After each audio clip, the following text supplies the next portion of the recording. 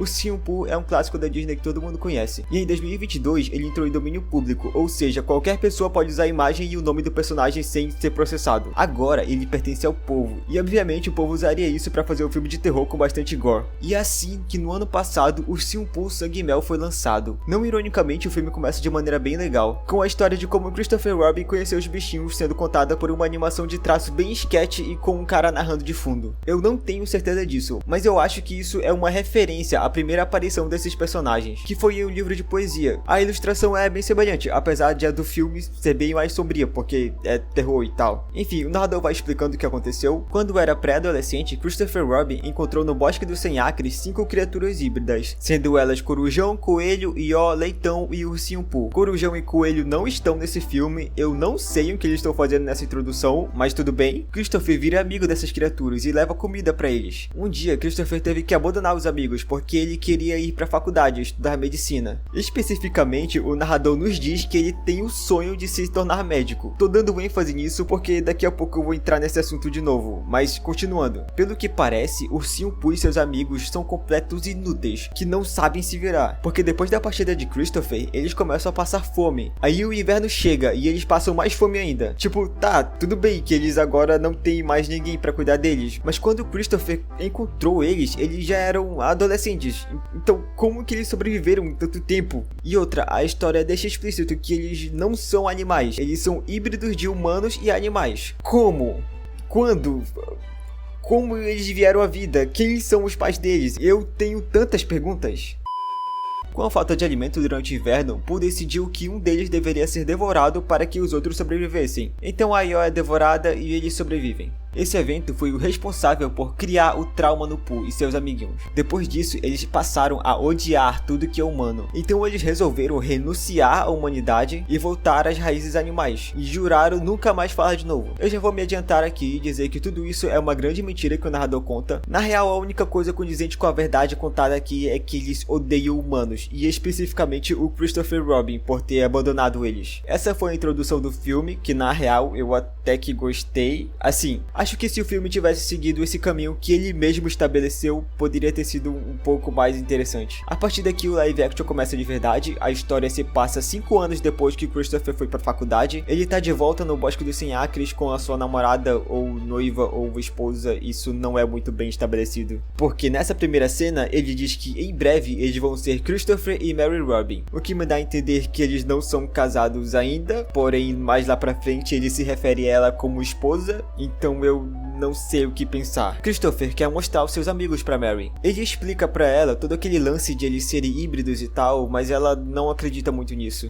Essa sua imaginação tão fértil assim é o que te fez ser tão bem sucedido. Mas assim, o sonho dele não era ser médico? Olha, eu não tenho muito conhecimento nessa área, mas eu acho que imaginação fértil não é muito útil para ser um médico. Eu sinto que a cada segundo que passa esse filme me deixa mais confuso. Enquanto Christopher conversa com Mary sobre a infância, eles ouvem algo e Christopher acha que é Pooh. Então eles vão na direção do barulho e entram em um lugar com uma ambientação bem sombria. Nesse lugar eles encontram um pote de mel que tem sangue. Meu Deus, sangue e mel é o título do filme. Pra falar a verdade, eu acho esse tipo de linguagem visual bem legal em outros filmes, desse aqui é só engraçado. Como Mary é um ser humano racional, ela começa a ficar preocupada e com medo porque eles estão em um lugar muito esquisito. Ela pede pra eles irem embora, mas Christopher, diferente de Mary, não é um ser humano racional. Então ele diz que ela não precisa ter medo e que vai ficar tudo bem. Alerta de spoiler, não vai ficar tudo bem. Em determinado ponto eles encontram a casa na árvore que eles brincavam na infância.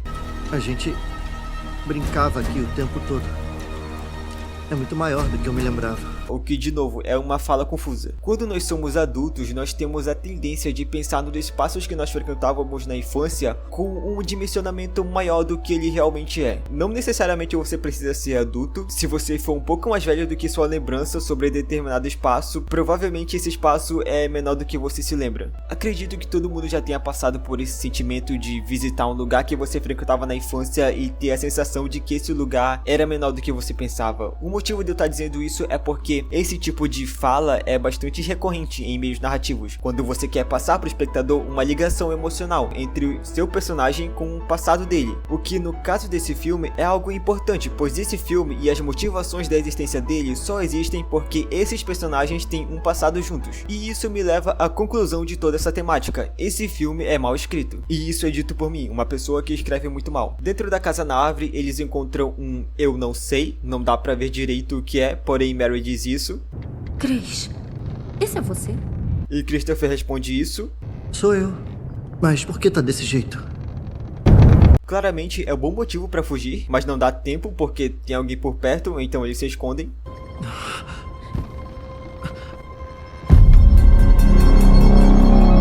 Assim que eles encontram uma oportunidade, eles conseguem sair da casa na árvore, fugir do bosque e viver felizes pra sempre.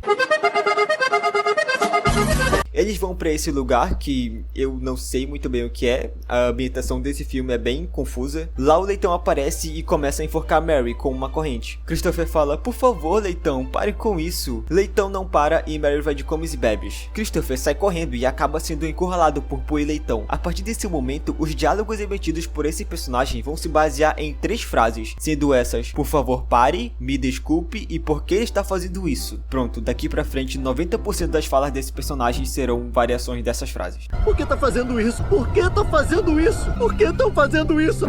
Parem! Por favor, por que estão fazendo isso? Por favor, parem! Por favor!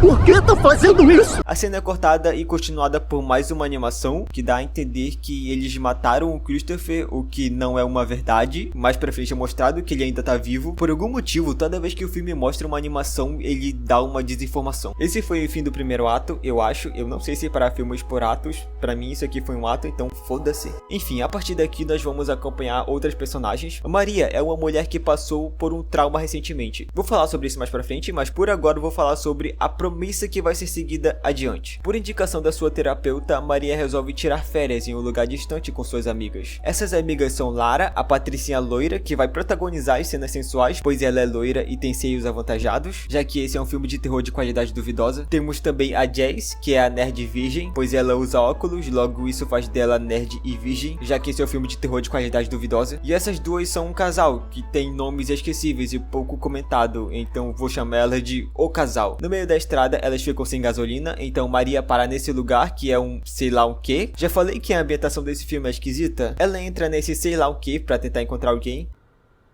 Acho que não tem ninguém aqui.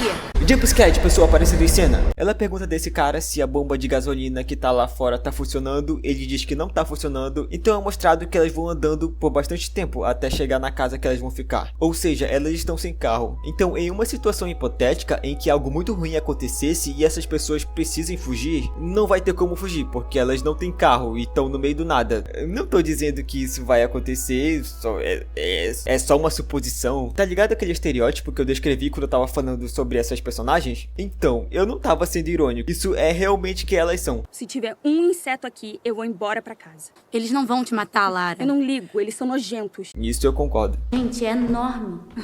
É a primeira vez que fala isso, Jess? Começou. Jazz confisca os celulares de todo mundo porque elas têm que aproveitar a natureza e etc. Eu não tô nem aí pra natureza, Jess. Mas você vai. Qual é? Acho que tá na hora de mencionar que tem mais uma amiga que deveria estar fazendo parte desse rolê, mas acabou se atrasando e ficou de encontrar elas nessa casa mais tarde. Eu falei que a Tina não ia vir. Tá atrasada como sempre. No meio do caminho, ela acaba se perdendo e tenta ligar pras amigas dela, mas elas não atendem, não é mesmo, Jazz? Ela tenta ligar mais vezes até que ela encontra o Pooh.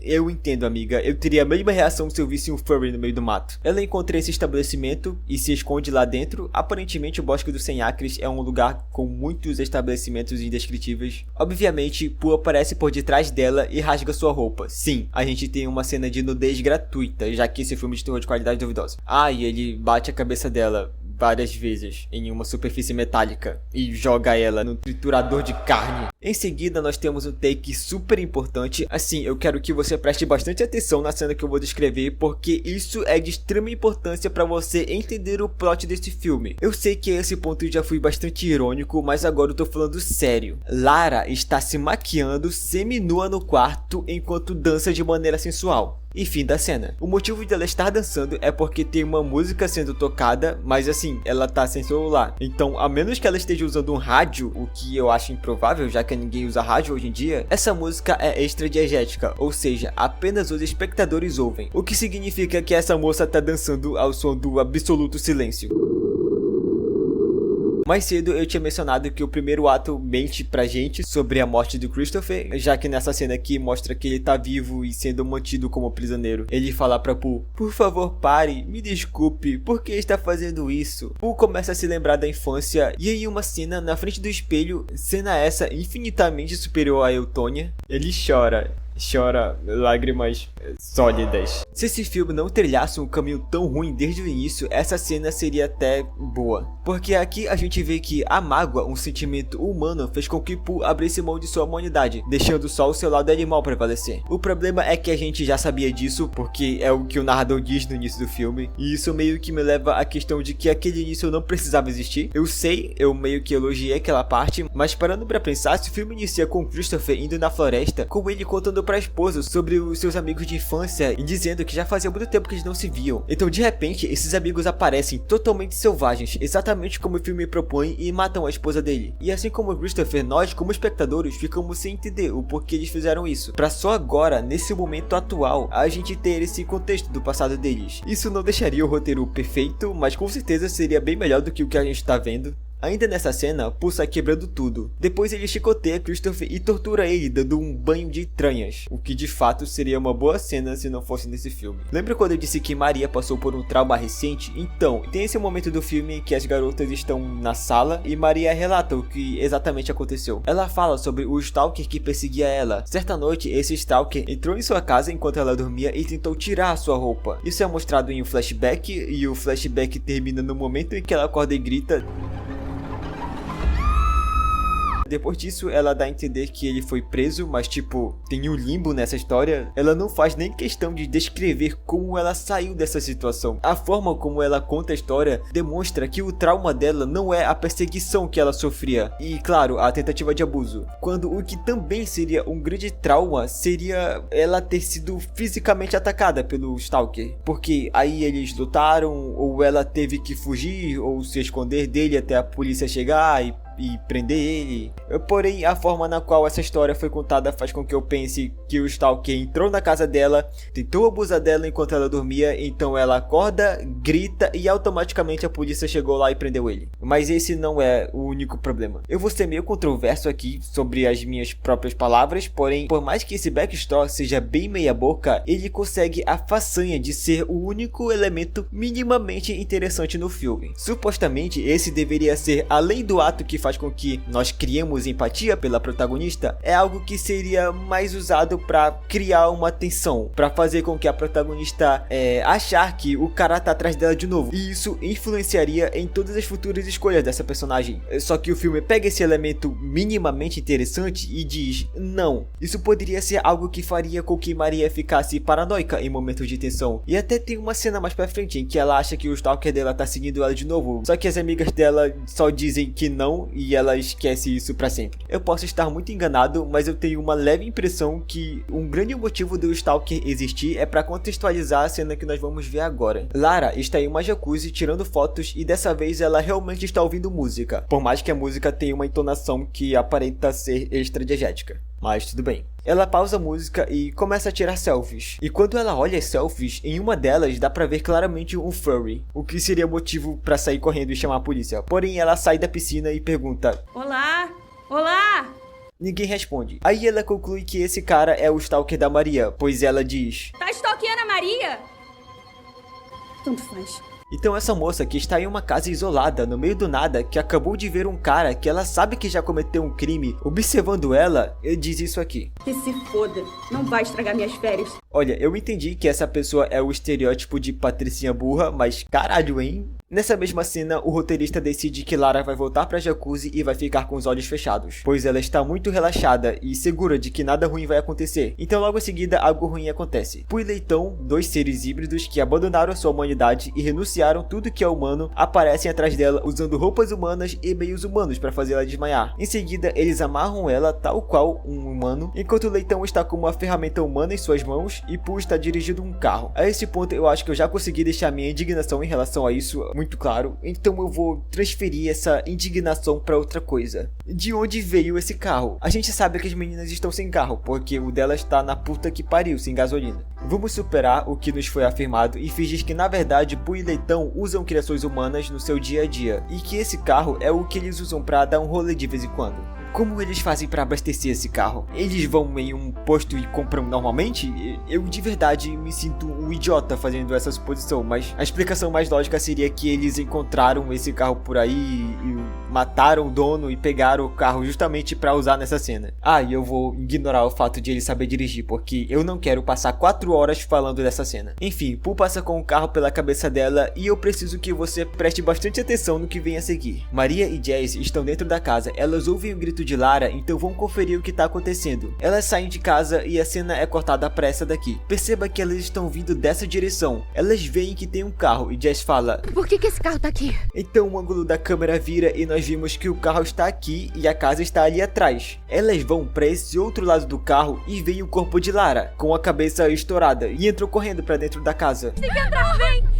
Que ela é a Lara! Percebe o problema? Essa aqui é a casa em que elas estão, e aqui é onde está o carro e o corpo da Lara. Quando elas saem da casa, o corte indica que elas estão bem aqui, o que me dá a entender que elas saíram pela porta dos fundos, viram que Lara não estava lá e deram a volta na puta que pariu e vieram parar aqui, ao invés de só procurar em volta da casa. E se não bastasse isso, nesse momento o casal estava na parte externa da casa, em um lago. Elas também ouviram o grito da Lara, porém eu preciso lembrar que elas estão no meio do nada, qualquer barulho é ouvido a distâncias. Isso inclui o barulho de um carro acelerando. Então esse lugar em que elas estão só pode ser na puta que pariu o bosque adentro. Porém elas ouvem um grito, então foda-se a propagação de som, né? Eu não vou nem entrar no mérito de que isso aconteceu bem na frente da casa e ninguém ouviu um barulho de carro, e eu vou supor que a casa tem um bom isolamento acústico. Enfim, Maria, Jazz e o casal se encontram na casa e veem isso aqui. Geralmente o que se espera quando esse tipo de mensagem aparece em filmes é que o antagonista tá dando uma oportunidade para os personagens irem embora daquele lugar antes que sejam mortos. O que coincidiria com a proposta desse filme, porque essa galera furry odeia humanos e mata humanos, porém acima de tudo eles querem que os humanos mantenham distância. Então deixar uma mensagem dessas seria um aviso para fuja daqui senão eu te mato. Porém não, porque como a gente vai ver daqui pra frente, o Pooh e o Leitão não vieram aqui só para passar essa mensagem, eles vieram realmente pra matar todas elas, o que torna essa mensagem inútil. Tudo bem, você pode pegar o elemento comum em filmes e usar de forma diferente, mas se você for fazer isso, pelo menos faz direito. Eu ainda vou continuar nessa cena porque, apesar dos apesares, essa cena é maravilhosa. E o motivo disso é a trilha sonora. Nós estamos na parte da história em que os personagens descobrem que estão em perigo, então toda a tensão do ambiente vai aumentando quando esses personagens começam a tomar ciência do que está acontecendo. Você já deve ter percebido que no audiovisual voltado para o suspense, terror ou mistério, quando um personagem faz uma grande descoberta, a trilha sonora faz algo parecido com isso daqui. Justamente porque isso induz o espectador a entrar no clima de suspense. De certa forma, o espectador consegue ficar mais imersivo na narrativa. Só que eu não sei o que aconteceu durante a produção desse filme, porque eles exploraram isso demais. É tocado a cada coisa óbvia que é dita em uma quantidade de tempo muito curta. Para começar, a gente tem essa cena aqui. O que faz sentido, realmente é algo que causa tensão, é um vai embora escrito a sangue, é algo chocante para as personagens e elas estão vendo isso pela primeira vez. Show! Só que logo em seguida nós temos o seguinte diálogo. A Lara tá morta. O quê? Seja lá quem for, deve ter escrito isso. A porta da frente estava aberta. Podem estar aqui dentro. botaram isso por fora. Depois da cena de maior tensão da história do cinema, nós temos uma outra pérola, que é essa daqui. As garotas estão andando juntas pelo corredor, então elas olham para essa janela de vidro transparente e veem claramente que tem o Furry ali. Aí elas se assustam e gritam. Porém elas continuam no mesmo lugar, então esse Furry olha na direção delas, na qual entre ele e elas há um material sólido transparente. Ele vira a cabeça de volta e vai andando, porque na verdade ele não viu elas. Ah, e eu sei que eu já canonizei que essa casa tem um ótimo isolamento acústico, mas assim, esse cara com essas orelhas não conseguir ouvir o grito de 4 garotas juntas é no mínimo questionável. Mais pra frente a gente consegue ver que o Pooh tem uma super audição sônica, mas é só quando o roteirista quiser. Agora vai acontecer uma coisa bem legal. As personagens resolvem que elas não podem se separar, elas precisam ficar juntas. Então elas vão lá e se separam, porque nada faz sentido, que se foda a consistência, vamos só sair escrevendo e ver no que dá. O casal resolve trancar a porta dos fundos, porque é onde a Lara tava e ela pode ter deixado a porta aberta. Maria diz que tem uma arma, e por incrível que pareça, ela só se lembra disso nesse momento, depois do casal se separar delas, armadas com um martelo e uma faca. Ela e Jazz vão procurar a arma, e por algum motivo Maria, que está há menos de um dia nessa casa, tem dificuldades para encontrar uma arma de fogo, que supostamente deveria ser guardada em um lugar que você não teria problema de encontrar. Ela encontra a arma e quando elas vão para o corredor, elas veem que Pooh está dentro da casa. Enquanto isso, o casal está a caminho da porta dos fundos, e já que são um casal, elas se declaram uma para outra e finalmente o nome delas é mencionado. Elas são Alice e Zoe, mas não me pergunte qual é qual. Então de repente, Leitão aparece e dá uma marretada em Alice ou Zoe, enquanto Alice ou Zoe se assusta e cai na piscina. Ah, me desculpe, eu disse que ela caiu, na verdade ela pulou mesmo. Leitão tenta pescar ela com uma corrente, aí ele desiste, pega a marreta e entra na água. Então Alice, ou Zoe, ao invés de dar uns pulinhos pro lado, sair da piscina e correr, ela só vai andando pra trás, porque sim, eu me recuso a ficar muito tempo nessa cena, então apenas saiba que Leitão mata Alice ou Zoe com uma marretada na piscina, enquanto Alice ou Zoe assiste. Maria e Jazz vão lá e veem que o cadáver que está na piscina é de Zoe, e elas também veem que Alice está sendo devorada. Da hora que agora que a gente sabe diferenciar quem é quem, uma delas já morreu. Elas vão atrás de Alice e esperam uma oportunidade para usar a arma de fogo que elas têm contra 2 caras que usam armas brancas. No caso do Leitão, o Pooh é no soco mesmo. Alice é amarrada em uma estrutura humana, enquanto o Pooh come mel de maneira nojenta. E logo em seguida ele olha para ela de maneira cômica.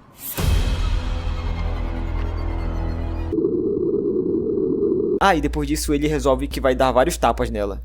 Por algum motivo, a tela faz um fade out e quando tudo fica escuro, a gente ainda consegue ouvir a cabeça de Alice sendo esmagada. Então 2 segundos depois, a tela volta e nós vimos que Alice só está com um hematoma aqui. Porque esse filme adora fingir que as pessoas morreram.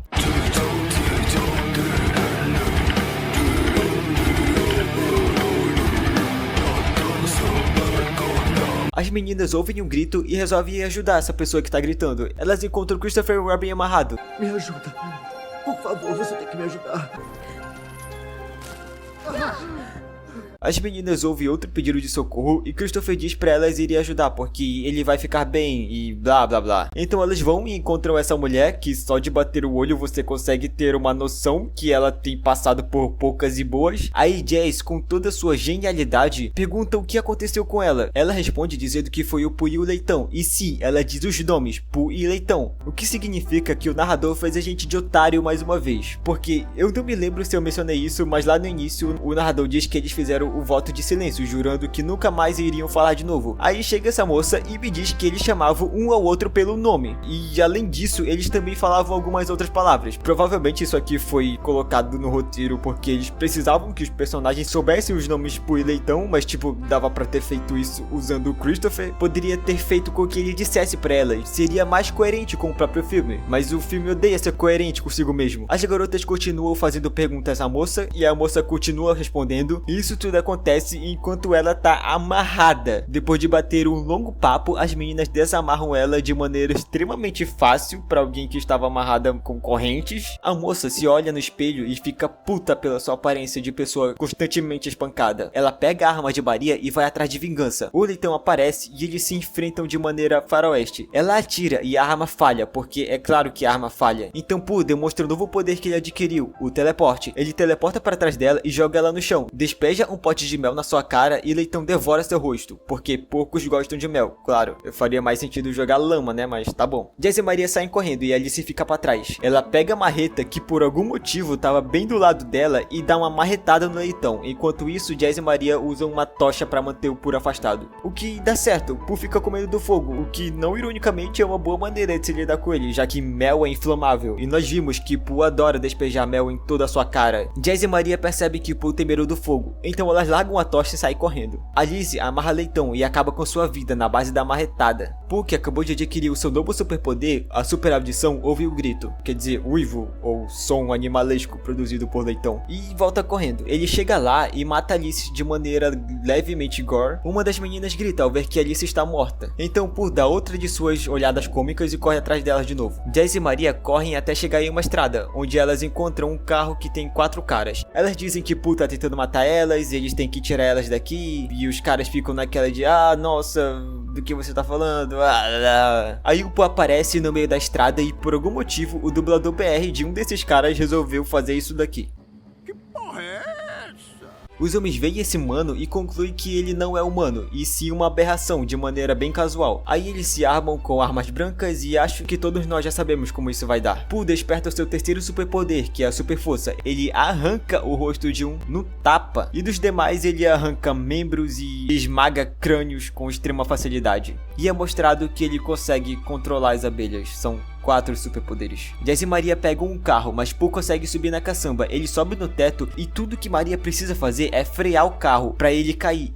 Mas ela resolve só não fazer isso. Por um tempo, depois de vários segundos ela freia, só que ela não avisa que vai frear e nem se prepara pro impacto, então elas batem em suas cabeças. Pooh tira Jazz do carro e leva ela pra longe. Aí ele arranca a cabeça dela e volta pra perto de Maria. Tipo, era só ter feito aquilo ali mesmo, não precisava ter ido pra puta que pariu. O Christopher aparece com um carro e atropela o Pooh, mas na verdade o Pooh tem 5 superpoderes, sendo esse último a super resistência. Então ele pega Maria e ameaça matar ela, então Christopher fala: por favor pare, me desculpe, e por que está fazendo isso? Pooh dá a impressão de que ele vai parar, aí Christopher diz que se ele deixar a Maria ir, ele vai ficar com o Pooh pra sempre. Então Pooh diz a sua única fala no filme inteiro, que é: você foi embora, e corta a garganta de Maria, que morre nos braços de Christopher. Pooh vai na direção deles e continua esfaqueando Maria enquanto Christopher foge. E o filme finalmente acaba. Por muito tempo eu evitei assistir esse filme, porque eu olhava pra isso e pensava: pô, isso aqui parece ser muito tosco. E realmente eu tava certo.